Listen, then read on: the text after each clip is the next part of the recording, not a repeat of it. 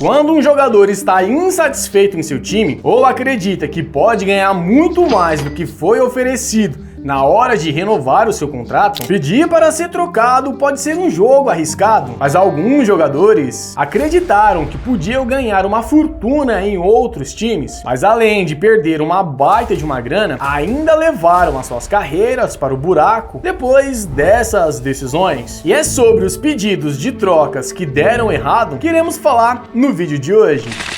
Salve manos e minas do Basca, meu nome é Vinícius e sejam todos bem-vindos ao canal. Quando um jogador pede para ser trocado, só existe 3 opções que o time pode seguir, sendo o primeiro de não honrar o pedido, como o Lakers fez quando Kobe Bryant pediu para sair em 2007 da franquia, ou também temos o caso do Milwaukee Bucks, que atendeu o pedido do Kareem Abdul-Jabbar, o mandando para o Lakers, e foi lá que realmente ele se consolidou como uma lenda, ganhando 5 títulos para o time da Califórnia.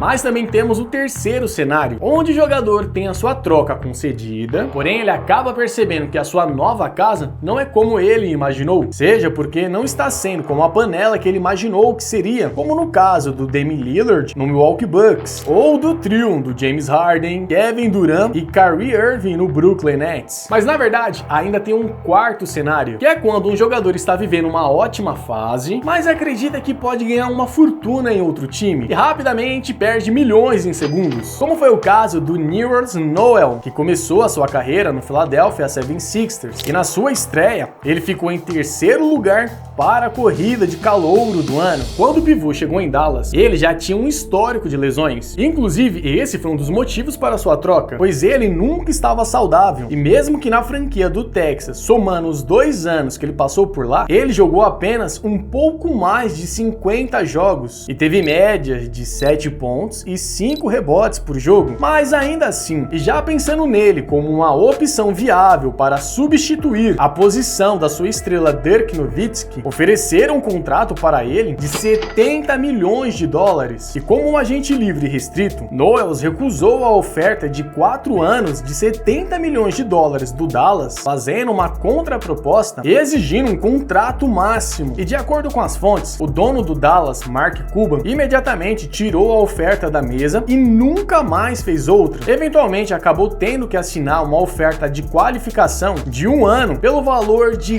4,2 milhões de dólares. Pois é, simplesmente o cara recusou o maior contrato da sua vida, mesmo ele estando lesionado. E durante toda a sua carreira, a sua maior média de pontos foram de apenas 11 por jogo, fora que nunca jogou uma temporada inteira devido às suas lesões. E a sua passagem por outros times seguiu basicamente da mesma forma, sendo repleta de lesões, e o seu último salário na liga foi de 300 mil dólares por ano pelo Brooklyn Nets. Mas verdade seja dita, nem sempre a culpa de recusar uma proposta é do jogador, e sim dos seus agentes, como no caso do Bonzi Wells, que após ter o seu auge jogando pelo Portland, ao se juntar com o Sacramento Kings, ele causou uma boa impressão, tendo médias de 13 pontos e 7 rebotes por jogo, e isso fez com que o time da Califórnia fizesse a ele uma proposta de 38 milhões de dólares por 5 anos. Mas o seu agente da época, sem consultar o seu cliente, acabou recusando a oferta. E quando o jogador tentou reaver a proposta a fim de aceitá-la, o time retirou a proposta da mesa. E com isso, o Wells acabou assinando com o Houston Rockets por 2,1 milhões de dólares e eventualmente teve um contrato parecido lá em New Orleans em 2008. E por não ter recebido mais ofertas da liga após o seu último contrato, ele foi obrigado a jogar no exterior. Porém, dessa lista, ninguém foi tão irresponsável quanto Latrell Sprewell, pois ele de fato era um All-Star, um jogador que se consolidou como um dos bad boys da liga, e as suas polêmicas fora e dentro das quadras também faziam parte da sua lenda. Mas aos 34 anos de idade, jogando pelo Minnesota, ele registrou as suas médias mais baixas da carreira e se recusou a uma extensão de contrato que lhe daria um salário gordo até os 40 anos de idade, algo que qualquer veterano sonharia. Como eu disse, a oferta que o Minnesota fez para ele é algo que qualquer jogador nessa idade queria, sendo de 21 milhões de dólares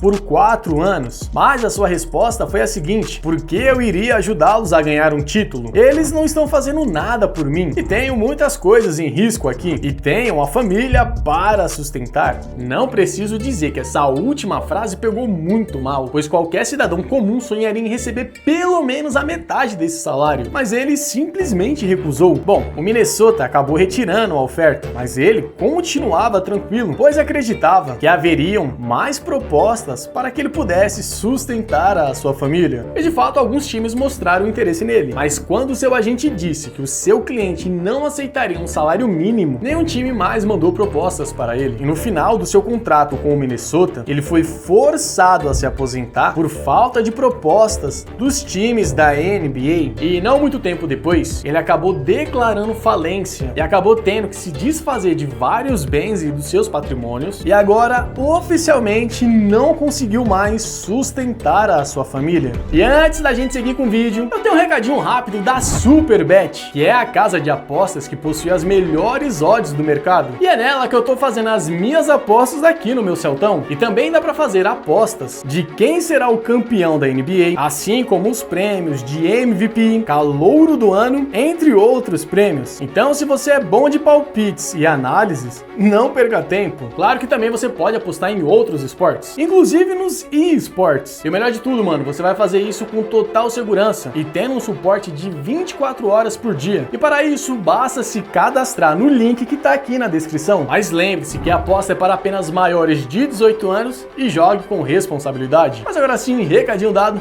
bora voltar pro vídeo. E agora a gente vai falar de um cara que me motivou a fazer esse vídeo, que foi o Dennis Schroeder, que iniciou a sua carreira no Atlanta Hawks e teve um início bem modesto, mas já no final do seu contrato com a franquia que o selecionou, conseguiu inflamar as suas médias e ter um bom contrato com o Oklahoma City Thunder. E por lá, ele realmente foi uma peça-chave para o time, chegando a ficar em segundo lugar na votação para o prêmio de sexto homem da liga. Caramba, suando aqui, você ainda não deixou o like, pai? Deixa um likezinho aí. Pois bem, na temporada de 2020, o Lakers ainda continuava como um dos favoritos ao título e estava precisando de um armador experiente. E quando a franquia de Los Angeles o adquiriu, ele já estava no final do seu contrato. E por isso, o Lakers lhe ofereceu uma extensão de 84 milhões de dólares. Mas o armador alemão recusou. Porém, na época até que fazia sentido, pois o LeBron James estava com uma lesão na virilha e o Anthony Davis também estava na ala médica. E sendo ele o armador titular da equipe e tendo feito uma campanha de segundo melhor sexto homem da liga na edição passada, ele pensou que poderia valorizar o seu voucher, já que o time precisava dele para brigar nos playoffs daquele ano. Como eu disse, na época até fazia sentido, para ser mais específico, naquela semana, pois dias depois de ter recebido essa oferta, o Lakers trouxe o Russell Westbrook para o elenco, suprindo a vaga de armador titular que era dele. E como o camisa 0 tinha um salário muito alto, o Lakers também não tinha cap salarial para pagar a oferta inicial que fez para o armador alemão. E por conta disso, acabou retirando a oferta. E agora que o Dennis Schroeder tinha perdido totalmente o poder de negociação, teve que aceitar um contrato de 5,9 milhões de dólares que o Celtics fez a ele. E sim, o cara perdeu quase 80 milhões de dólares em questão de alguns dias. Mas ninguém na liga perdeu mais dinheiro do que o Victor Oladipo. E ele que começou a sua carreira no Orlando Magic e ficando em segundo lugar na corrida de calouro do ano. Mas foi aos 25 anos de idade pelo Indiana Pacers que ele realmente se tornou um All-Star, com médias de 23 pontos por jogo e chegando a ganhar o prêmio de jogador que mais evoluiu na temporada. E querendo manter a sua estrela no time, o Indiana Pacers fez uma proposta de 4 anos por 25 milhões de dólares, que ao total daria 100 milhões de dólares. Na verdade, seria um pouco mais de 100 milhões de dólares, pois em seu contrato havia alguns bônus também. Mas ele preferiu recusar a oferta e testar o mercado da liga e passou a se tornar um agente livre, o que acabou resultando em tendo que aceitar uma proposta de 2,3 milhões de dólares do Miami Heat. Isso por si só já o colocaria no topo dessa lista, mas acredite em mim,